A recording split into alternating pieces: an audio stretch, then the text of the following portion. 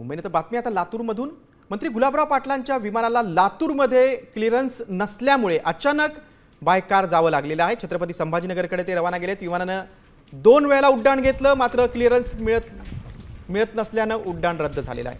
आपण अधिक माहिती घेऊया आमचे प्रतिनिधी संदीप भोसले यांच्याकडनं। संदीप, विमान रद्द झालेलं आहे, नक्की काय बिघाड झाला होता? आता ते कारनं संभाजीनगरच्या दिशेने गेलेत। गिरीश, खरं म्हणजे शिवसेनेचे मंत्री गुलाबराव पाटील हे आज लातूर दौऱ्यावर होते। जिल्हा परिषद आणि पंचायत समितीच्या निवडणूक अनुषंगाने त्यांच्या लातूरच्या कामखेडा या ठिकाणी जाहीर सभा होती।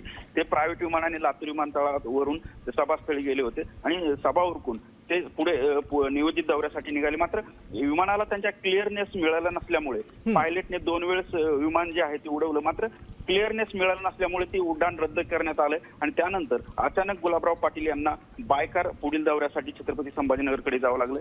अचानक नेमकं क्लिअरनेस का मिळालं नाही किंवा विमानात काही तांत्रिक बिघाड होता का, या गोष्टी अद्याप समोर आल्या नाहीत। मात्र ह्या सगळ्या घटना ज्या आहेत त्या अचानक घडल्यामुळे बायकार मंत्री गुलाबराव पाटील यांना निश्चितच संदीप, एव्होसेट एव्हिएशन कंपनीचं हे 6 आसन क्षमतेचं विमान होतं। तुम्ही सविस्तर माहिती दिलीत त्याबद्दल धन्यवाद।